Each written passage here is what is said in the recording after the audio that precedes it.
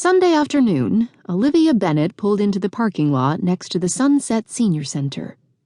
The two-story building was directly across the street from San Francisco's Ocean Beach, and from her spot, she had a perfect view of the water. It was a windy day in late September, and the dark blue sea shimmered in the sunshine, not a cloud or a hint of fog anywhere in sight. Several people took advantage of the stiff breeze to launch colorful kites into the air. Others were sharing a late lunch picnic, and a few walkers and runners jogged along the shoreline as the ocean rolled onto the beach with big, crashing waves. It wasn't the kind of sea too many people were going to venture into for swimming, although there were a few surfers in wetsuits attempting to ride the waves. That didn't surprise her.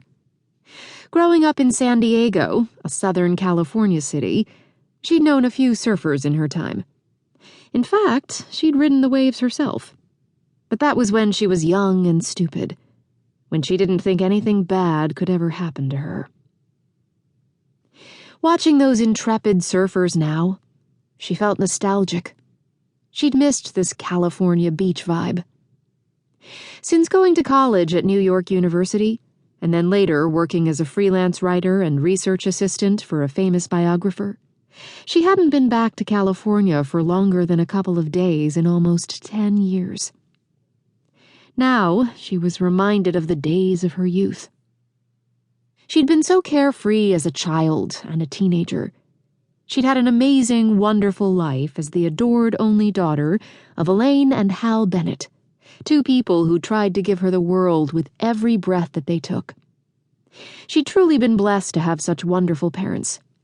And even though she'd lost her dad, she still had her mom, and they'd always been close. As if on cue, her phone rang, her mom's number popping up on the screen. They tried to talk every Sunday. It had been their ritual since Olivia had left for college, and she still stuck to it whenever she could. "Hi, Mom," she said. "I called you earlier, but you didn't answer." "I had to drive Will to his sister's house. His car is in the shop." "How is Mr. Hanson?" She wasn't quite sure how she felt about the budding romance between her mother and her former high school algebra teacher, but the two of them seemed to be spending a lot of time together. "You can call him Will. He's not your teacher anymore," Elaine said.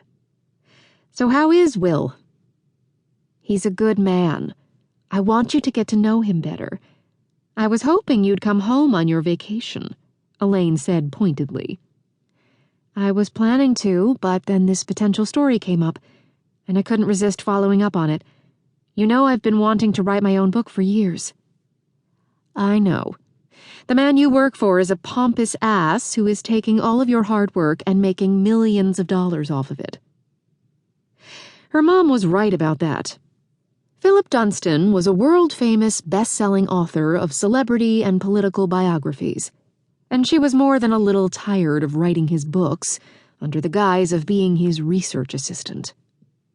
But he paid pretty well, and she'd had an opportunity to perfect her craft the last few years. Now, however, she was itching to get out on her own. "What I don't understand," her mom added, "is why you think there's some great story to be found at a senior center filled with ordinary people living ordinary lives. You need to focus on getting a celebrity to talk to you." "They're only going to talk to Philip, and ordinary people can have extraordinary moments. The letter I received from Molly Harper led me to believe that this group of women did something amazing, something worth writing about." "That still sounds vague to me. Have you spoken to this woman yet?" Olivia sighed at the question. "Unfortunately, no. There's been a bad turn of events." "What happened?" "Molly Harper had a stroke 2 days ago. She's in the hospital. I called the other number she'd given me and spoke to the director at the senior center. She said the prognosis is not good."